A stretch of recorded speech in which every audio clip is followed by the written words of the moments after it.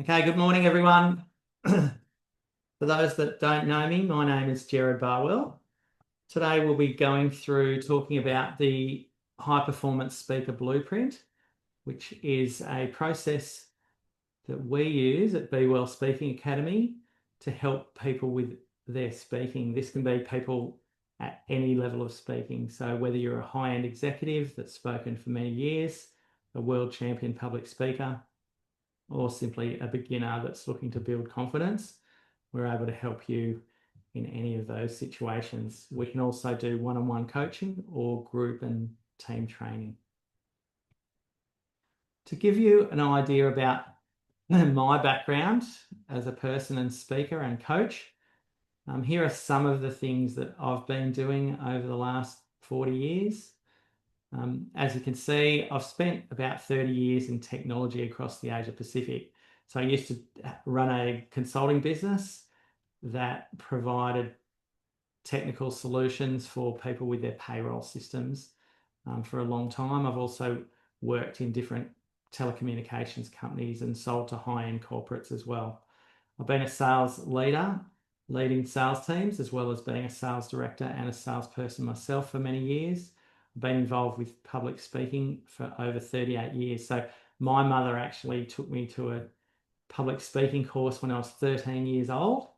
And luckily that allowed me to experience a lot of opportunities in my life as they came their way and to enjoy the journey of speaking. I did retire at 50, 100 meters away from a beach in Sydney, which is a good thing, but I found it quite boring. So I come out of retirement and thought, look, the best thing in life is to actually help people with their lives. And that's why I help people with their public speaking and their presentation skills, because I think this can have a huge impact on your life, make a big difference to your income, but also make a big difference to everywhere you go in life, being able to talk to people and be confident about yourself. In terms of Be Well Speaking Academy, what we do is we help professionals perform at their best when it matters. So what happens with a lot of people is they perform at their best quite often, but sometimes when they're in a high stakes presentation, they might get stuck. Or if they're going to step up to a new level, they're not sure how to get there. We focus on real high stakes presentations. So what you'll see today with the blueprint that we offer is we focus on working on an actual real build of a presentation for you that you're doing. So if you're working on something that you might be doing, say before June, we focus on that and then we build capability around your speaking and presentation skills, but with a real focus on building something so that you've got an asset at the end of that journey. That then means that you've both got the capability and you've got a great presentation to go forward with straight away. It really beats having a made up pretend scenario. In terms of us, we diagnose before we train or coach. So what I find is that every piece of information that you want to know about speaking is already online. You can sign up for a $300 course and see 1,000 videos. You could ask AI to write your speech. You can find out really any information. But where this is different is the world is not just going down an information path, and information knowledge is not good enough for professionals going forward because everyone else can find out about their knowledge anywhere as well. What I do is I diagnose and get specific with you, and we have a look exactly at where you're at and the different parts of your speaking development that need fixing, and we focus specifically on those needs. That saves you a lot of time, a lot of energy, and it gets deeper into what you need rather than just a generic approach. So we also provide a lot of feedback. So what I find is if I'm coaching you, you can learn 10 times faster than you can if you're just trying to work things out yourself. It's like being given the instructions to a Rubik's Cube. You can spend years and years working through and getting better at doing a Rubik's Cube. But if you get feedback, if you get the instructions and you're getting constant correction and assistance, you will develop 10, 20 times faster than what you would otherwise.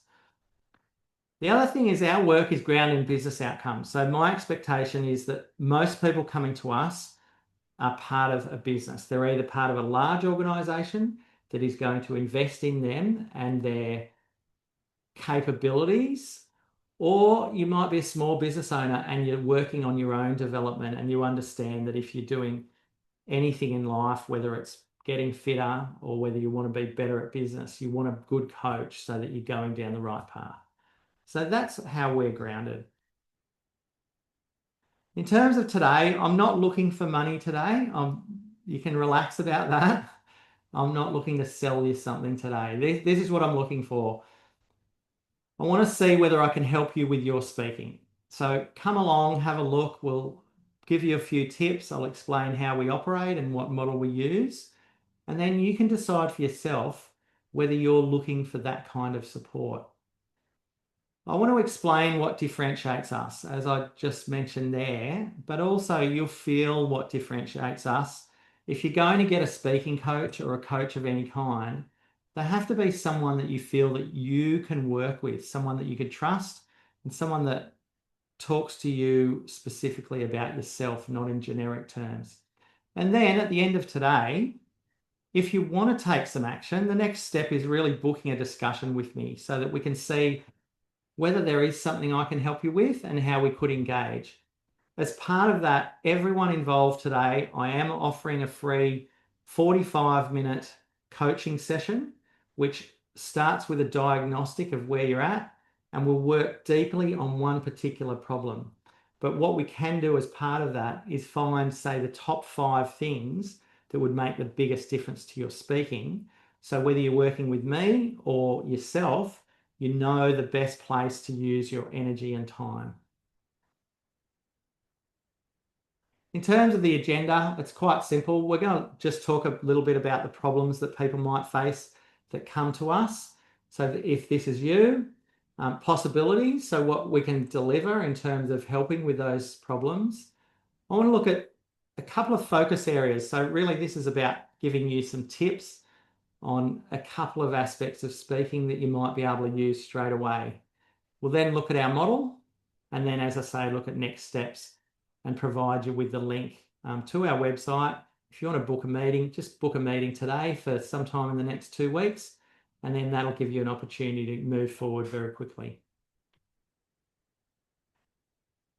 Before I continue with all that, I would like you to answer 3 quick questions for me. And what this does is this helps me understand who you are so that I can answer questions or give you information that's more directly in line with what you're looking for today. So just these 3 things. So what speech or presentation are you looking to deliver next? An example could be, are you doing a conference speech? Are you doing a speaking contest? Are you talking at work? Are you talking to a customer? And maybe the date time frame on that. So just the month. You can just do 1 or 2 words and the month. Where do you rate your current ability? So let's talk in beginner, intermediate, advanced, or even elite. If you just give me a 1-word answer on that. And what is one area of your speaking that you'd like to enhance? So if there's something top of mind, just put in the chat an idea of something that you're looking for, and maybe I might be able to help you with that today. So I'll just give everyone a moment to go into the chat and have a look. I'm not seeing many responses there at the moment. If you're looking down the bottom of your screen, you've got a chat. Oh, I can see Darren's off the mark. He's the one that's most awake this morning. Thank you, Darren.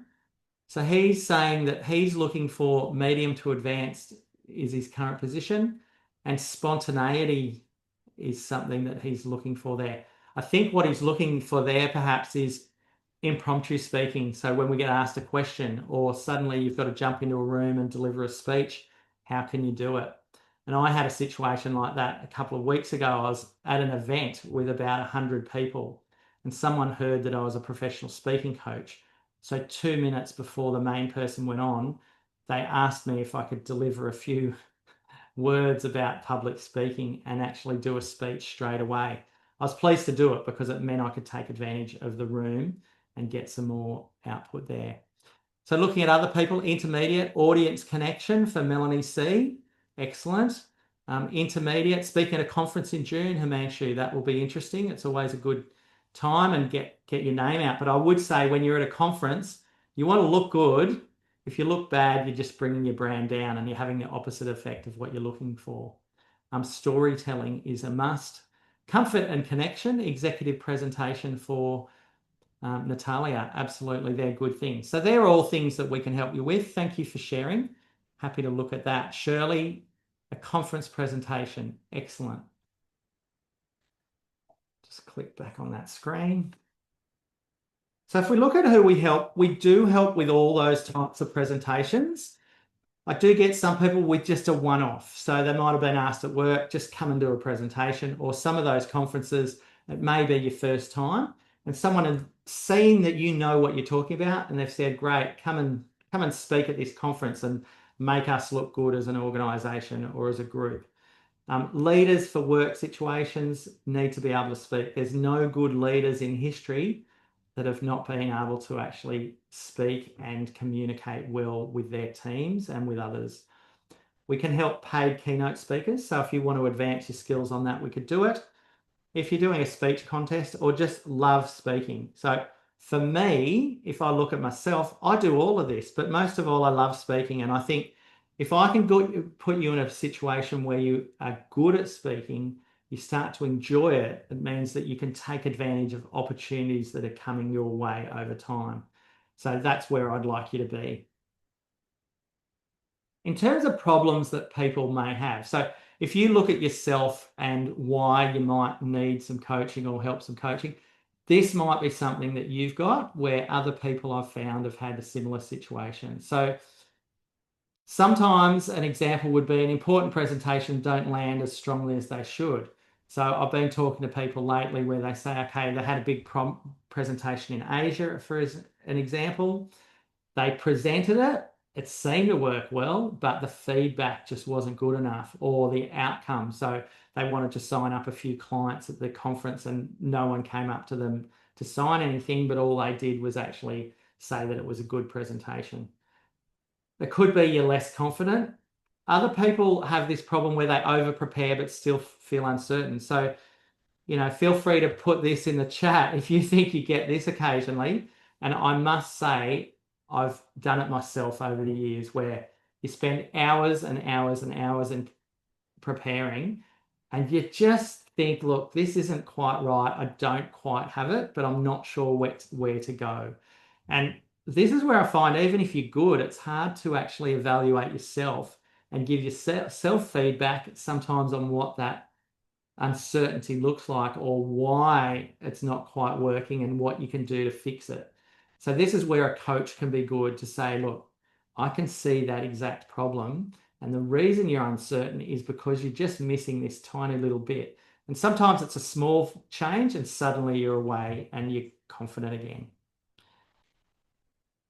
Some other aspects, they're not getting the buy-in. As I say, they're not selling the idea. So it might be a persuasive conversation. Other people just avoid or delay speaking because they don't like it. So if you don't like speaking, you're not going to get better at it by avoiding it. And this is again why a lot of people come to me because they say, Jerry, I was asked to do this. I was asked to go and deliver a training course. I was asked to go up and speak at a conference, and I just had to say no because I didn't feel like I was able to do it. And they can't see themselves in doing that. So if we can develop the skills, we then put you in a position where not only can you cope with that opportunity, but you can take advantage of it. When I was young, about 23, I was asked by my company to deliver a presentation on a brand new product that they had. And after that one opportunity, because I said yes, I had a $10,000 pay rise and a $10,000 bonus the day after I delivered that presentation because the owners of that business felt that I was worth keeping for the long term because I could present well. And that's the kind of thing that you could be doing as well. So just a question in a few words, let me know any of those, if they hit home for you, is there something about that that resonated with you where you think, yeah, that's me? Just give me one or two words in the chat. Rosemary, what have you got? Melanie, you said yes to something else. Message not landing strongly. We're all in this together, Shirley.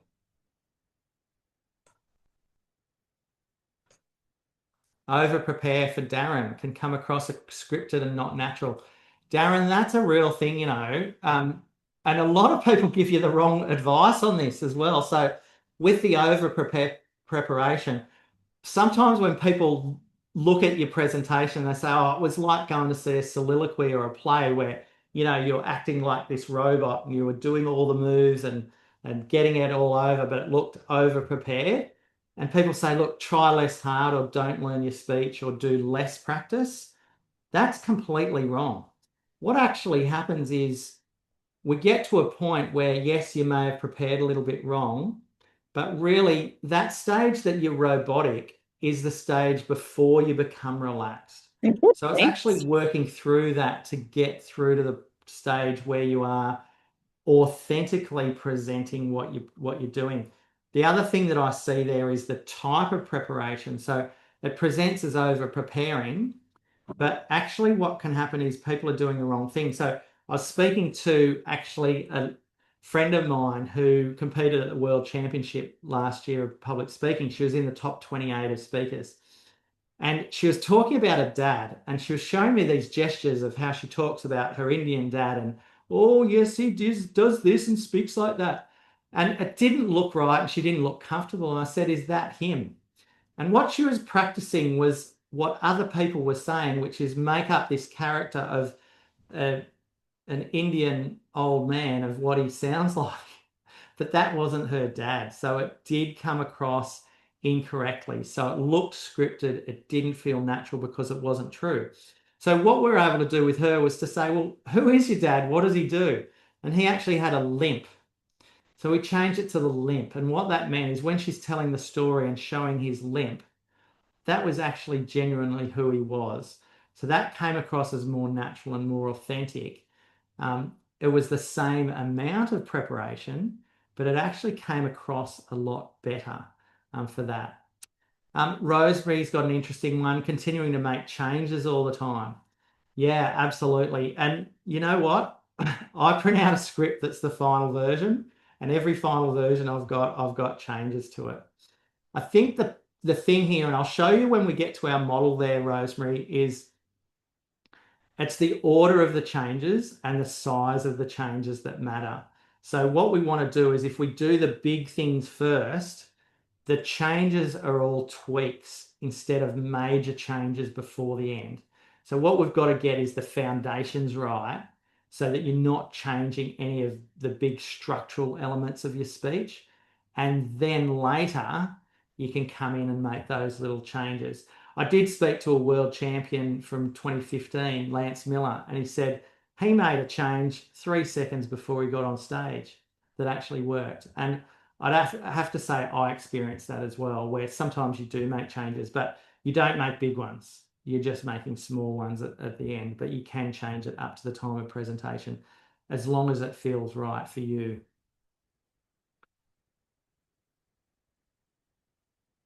In terms of some case studies, so there's a few people we've been working with. The first one is, it's not all professional speaking, right? So I have a lady that's about 50 years old, and she just is not confident in social situations.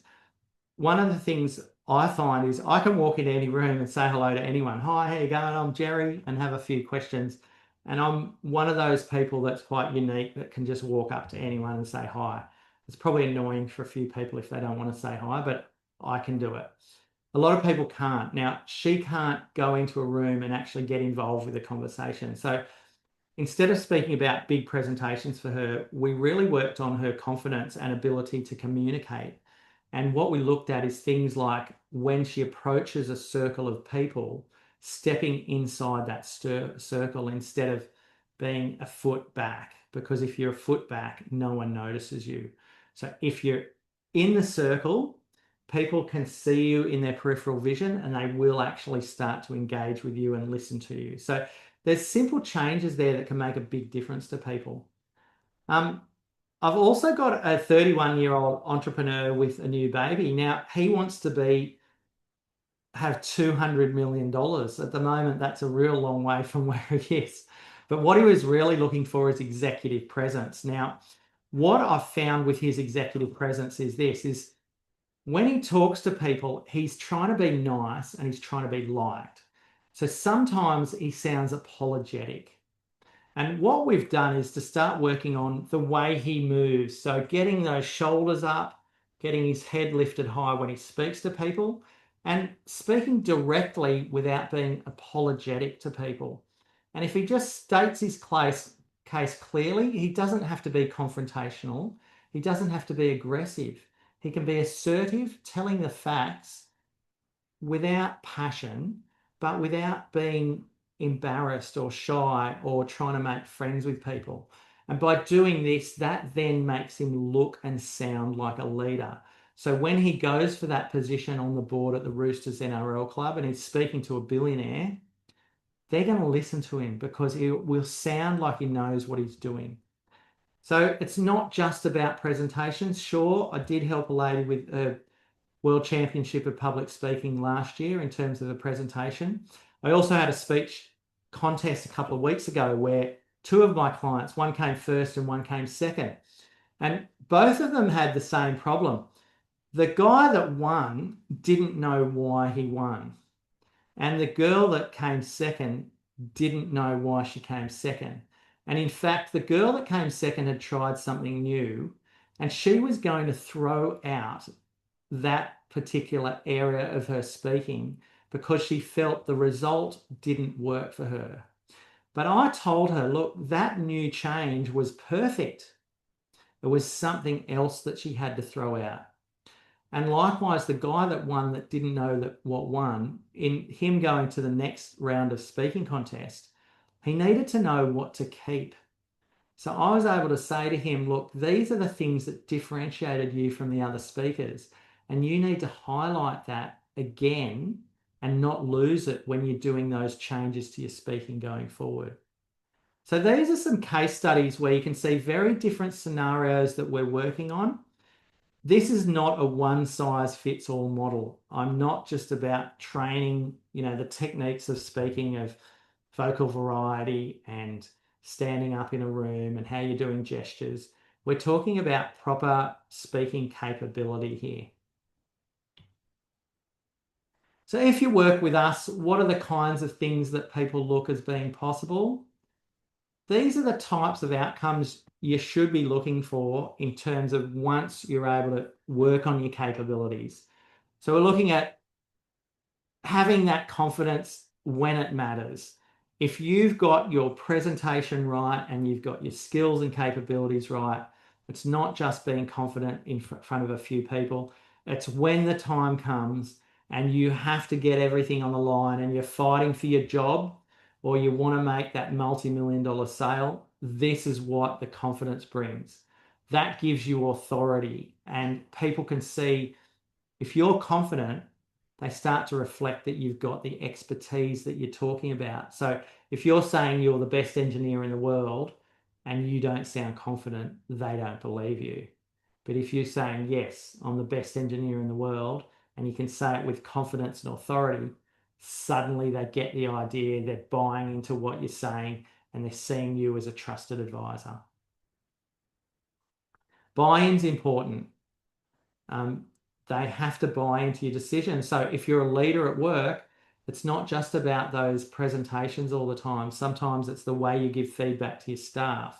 It's the way that you're presenting new ideas to the team. It's the way you're presenting changes within the business. What you want is buy-in so people understand, they can feel that you're a leader, you know what you're talking about, and they're going to follow you. That's what we're talking about there. And I do put enjoyment. It should be fun. Like life should be good. We've got enough war and problems out there in the world. You should have fun with something. And I really find anyone that becomes a good speaker, it's a little bit addictive. when you're on stage or when you're doing something well and it comes across great, you leave the room, you're shining, you've got a smile on your face, you're thinking, yeah, that went really great. Like I had a speech contest recently where I was doing a humorous speech contest, and I just loved it. I didn't really care about the result. I have received great results from that. But really, it's a great thing to be able to speak and get people to smile and react in the way that you want. And that really feels good for you. And if someone comes up to you after the presentation and says, look, I really enjoyed that, or that really resonated with me, that really goes through to your soul and makes you feel great. And that's what life's about. Question for you. In a few words, are there any of these solutions that you're looking for? So we talked before about the problems, but what's something that you're thinking, yeah, Jerry, I like that idea. Like, is it the joy? Is it resonating? Is it selling? What outcomes are you looking for in terms of what you're doing? So I can see Rosemary's would like to have that confidence to be able to get up and present. I don't know you, Rosemary, but I think what I do, I'm not looking to, I don't have a session that we call confidence as such, but what we're doing there is we're building capabilities so you are confident, because if you know what you're doing, if you understand the process, if you've set up a good system and you've got a good presentation, that will present as being confident. And that's what we do, absolutely. And that should be the first thing. Executive presence, more impact from Shirley. Shirley, it would be interesting to know what kind of impact you're looking for. Are you looking for someone to buy things off you? What's the call to action that you're asking from people? Is it simply that you want them to understand your new process? Are you educating them? Are you making them laugh? Faster buy-in for Melanie. Bicultural rest process. Okay. Oh, that sounds very interesting, Shirley. I reckon you've got something big there that's making a big change. Cultural reset process. Okay, great. Excellent. I love it. That's a big change and purposeful speaking. Excellent. Thank you for sharing, people. And those that haven't, feel free to put a comment if you get more confident to do so or you'd like to open up. Let's have a look at a couple of tips on what you could do with speaking and what you could take away today without even looking at my methodology. Let's start with how to memorize every word of a short or important speech.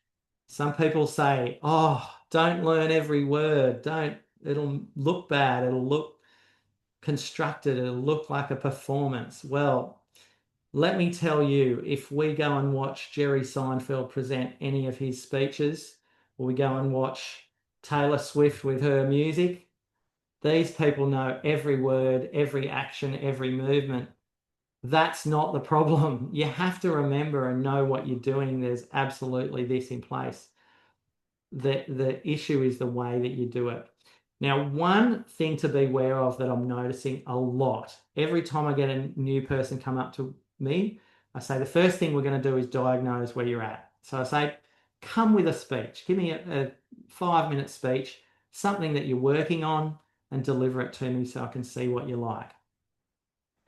Nearly every time these days, I can see straight away they've done something with ChatGPT or AI. So they've either created that speech using AI, or they've created a speech and asked AI to write it. What inevitably happens is AI uses words that you don't use when you're speaking. Put it like this. If you're writing something, so one of my clients, Anna, is very good at written English, and she writes like a poet and absolutely awesome. So she writes this script and I can see it beautifully. And then she goes to memorize it and remember what she's talking about. And it's not her words that she uses to speak with.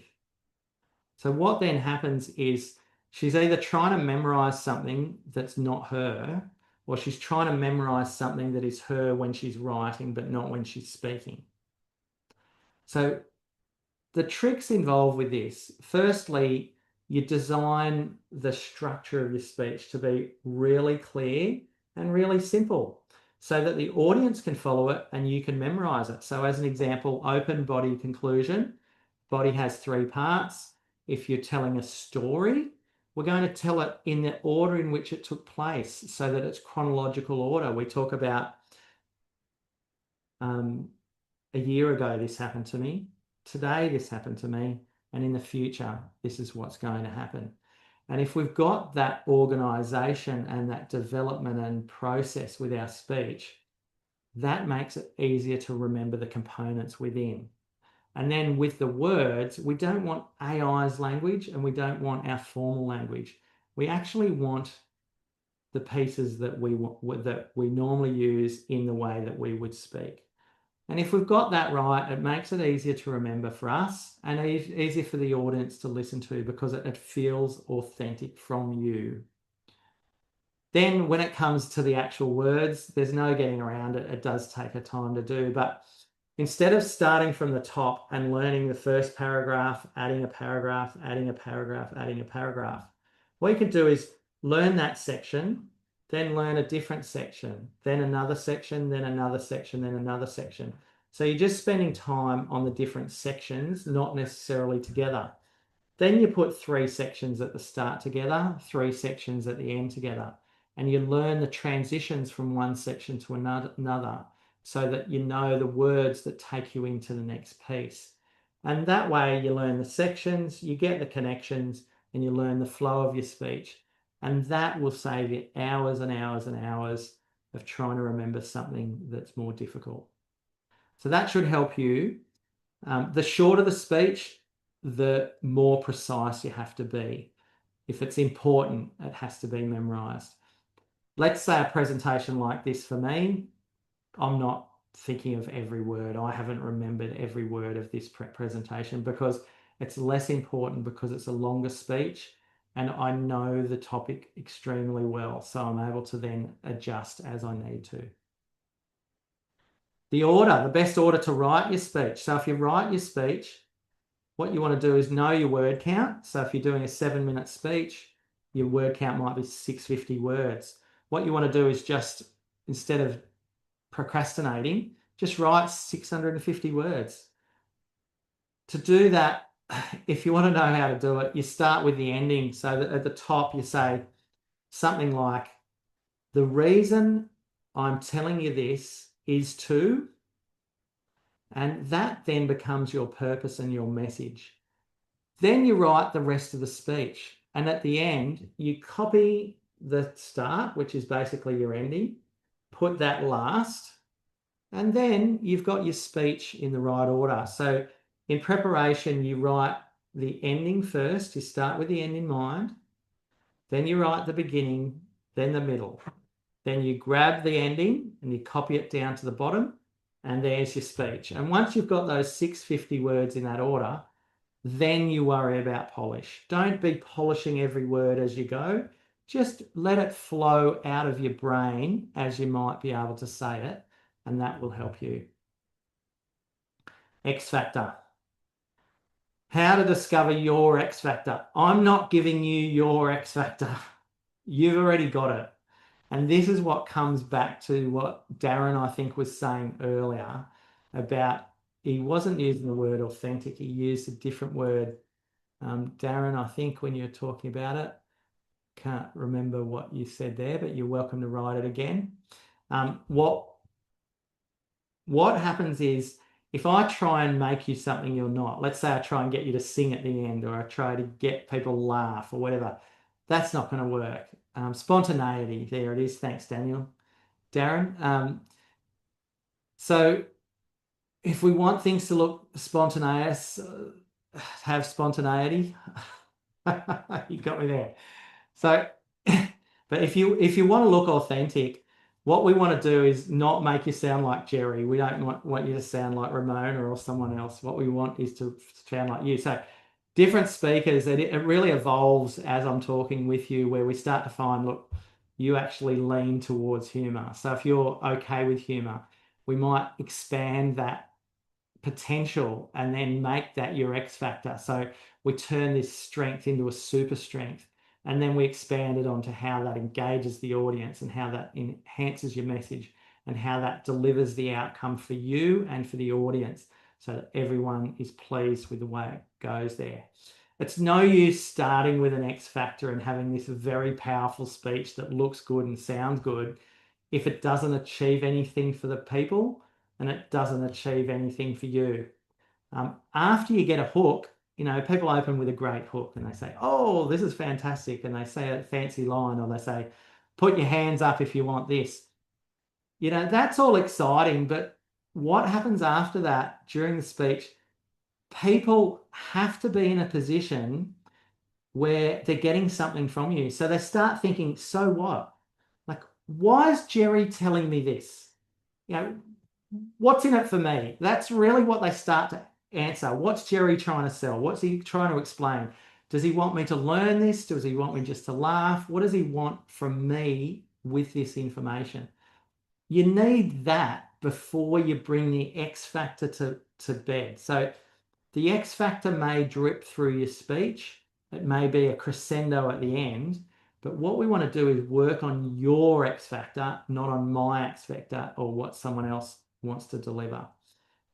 So look, there's some of the advice I'd give you in terms of basic speaking tips, so that if you walk away today, you say, look, maybe Jerry did teach me something and I didn't have to pay for it and you got a freebie. No worries. Well done. Good for you. Hopefully that helps. But let's talk a little bit more about where you can get bigger gains. This is in the High Performance Speaker Blueprint. This is what I developed. And how it works is this. We start with the middle where we say, right, what do we want to achieve here? So if you want to buy a nice ice cream or have a good dinner, you're not in the right place. If you already have great speaking skills and you want to learn how to get paid, go and speak to someone else. But if you want to be a fantastic presenter and you want to deliver a presentation with authority, presence, and impact, that's what this model is going to do. We're going to start, as I say, with a particular speech you want to deliver, a presentation. And this is most effective if you've got something coming up in the next 12 weeks where you say, Jerry, this is what I want to achieve. Then let's start with that. What we then have is the foundations for this, which is we look at down the bottom, the clarity, on the left, techniques, and then the elevation. And our foundations of getting this right mean that we have to have clarity, we have to have good speaking techniques, and we have to elevate your speaking so that it stands out and is better than anyone else. And in terms of what we're looking to deliver there then is we say down the bottom, we look at the focus. We have to focus on what we're doing. Then we craft the speech and then we work on the delivery of the speech. If you look down the bottom, we go from right to left, strategic intent, structure, and drafting. What I look at here is not just speaking technique. So a lot of other places people will say, come to a training course and we'll show you how to present. We'll show you how to do gestures and stage movement and vocal variety and so forth. Yes, I can help you with all that. But when we're talking about outcome of a presentation, it all starts with that strategic intent. And what that involves is, I'd say 80 or 90% of the outcome of what you're delivering is based around that strategic intent. What we're looking at is, who are your audience? Do you know them well? Do you know what they're looking for? What do they want out of you? Why are they coming and sitting in a room for any amount of time thinking about you? So for me, I'm thinking about you online now, and I'm thinking, right, these guys are people that aren't quite where they want to be with their speaking, and they want to know more and they want to get better so that they can have a better life. That's the kind of thing that we're looking for. So if we know what they're looking for, we then need to know what our message is. So I think, why am I speaking on this? My message might be around educating someone about public speaking, or it might be inspiring them so that they think about speaking to do more of it. Or it might just be having a humorous speech about public speaking, and I just want them to laugh and have a good time. So the outcome for the audience may be different. And this comes down to our strategic intent and what is the purpose of our speech, purpose of our presentation. This is the same if you're talking to a employee and you're giving them feedback. That is a presentation where you say, look, this is the person, they're new, they've been around for a long time. What do we want out of this discussion? I want to let them know what I'm thinking. I want them to lift their game. I want to give them knowledge so that and capability so they can do it. So you have this intent about what you're speaking about. And the benefit of that is if you've got that right and it matches what they want to do, the outcome will also come for you. So part of that intention is what they want and part is what you want, where you're not just delivering this for the fun of it. Like I'm not just talking to you today for your sake. I actually want some new customers, right? It's just a method of getting customers. So that's the intent for me, for myself. And when you're speaking, yes, you need intention for the audience, but you also need intent and outcomes for yourself. So we work a lot on that, and that helps with the structure. So the structure for a humorous speech, the structure for an educational, the structure for an inspirational speech, these will all be different based on what we want as the outcome of the speech. What we then look at is drafting a speech. So that's where we look at the 650 words, or we look at your word count, get something in writing. So I'm doing a speech for an hour coming up on human communication in the world of AI in the future. So I start with 4,200 words, and that's what I'm looking for my draft. I have my intent, I get my structure, I get the draft going. So that's the first thing that we'll look at. What we then look at is the techniques on the left-hand side. So vocal delivery, physical presence, and engagement. And this is where the personalization of this blueprint comes into play. So if you engage with me, I'm not going to go through every single thing with you in the same way as I do with someone else. What may happen, as an example, if we look at Natalia, we look at Melanie, let's say, they might be fantastic with vocal delivery. They might be great with engagement, but their physical presence on stage might need helping.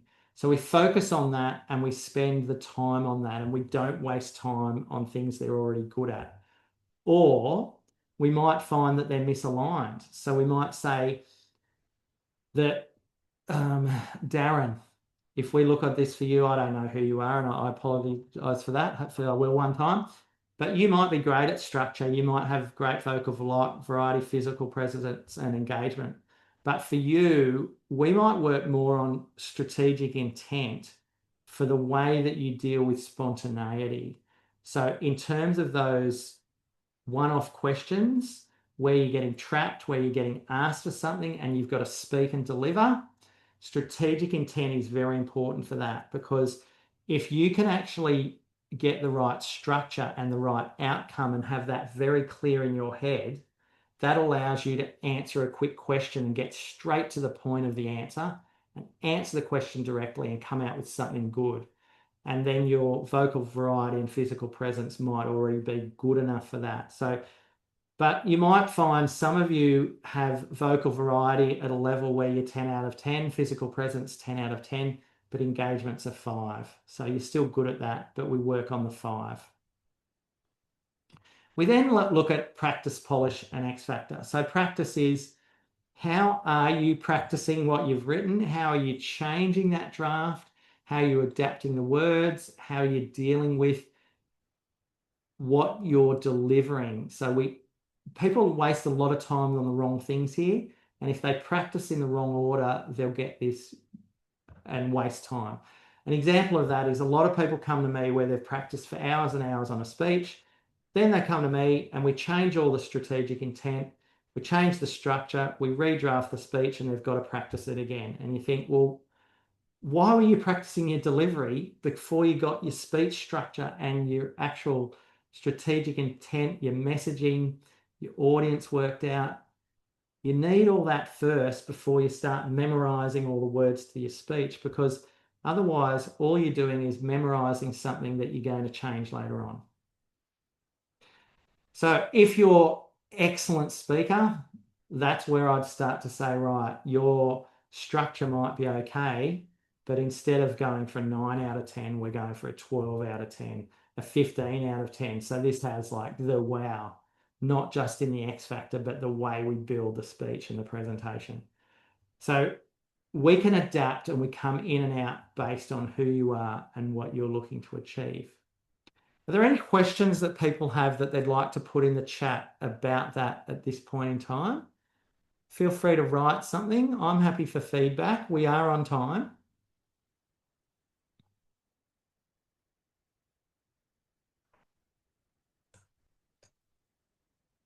Shirley has trouble memorizing. Don't worry about that, Shirley. If we get these other points right, your head will be really clear about where you're going and what you're wanting to do to memorize. So as I was saying before, look, we do have troubles memorizing. It can also be the fact, depending on where you're speaking, you may not need to memorize everything. So there are very good leaders that speak on stage with a lectern. They can either put the lectern to the side and have it as notes. You can have palm cards that you can deliver where you've got different points on your palm cards. You can use, like me, where you've got, what is this called? A PowerPoint presentation. You might have a slide pack and you refer to the points on the slide. There's different ways you can do it. If you are at a lectern, you just stand back a foot from it.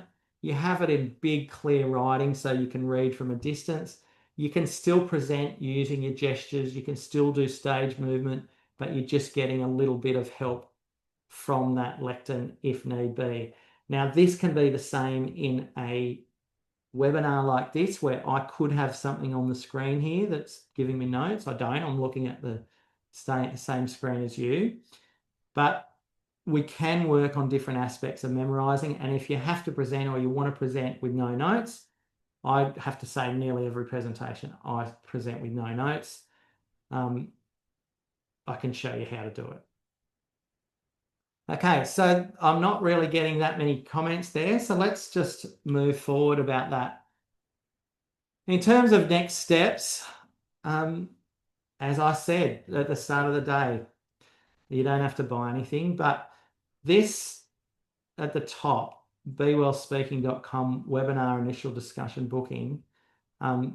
Karen, can you put a copy of that in the notes so that people can see it? And you could book now. I'd invite people to book now because you're going to go to work and you're going to get a hassle later on.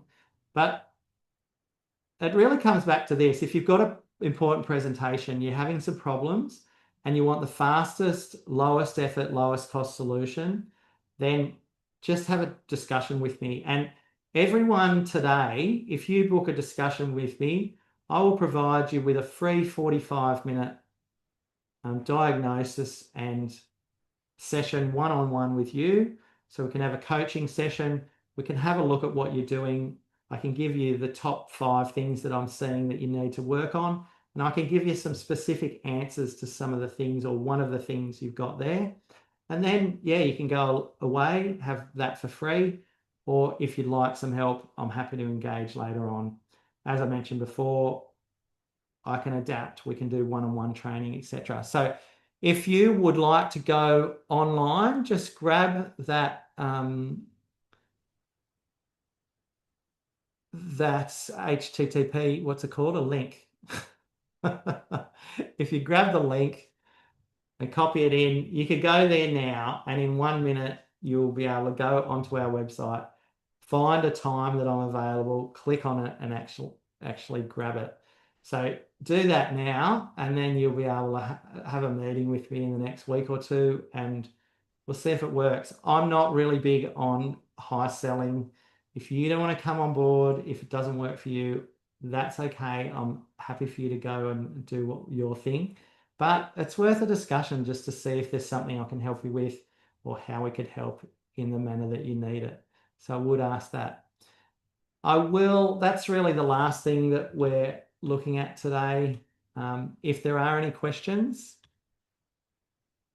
I'm happy to look at anything. Sibby, I'm glad you liked it, and I hope you've arrived on train.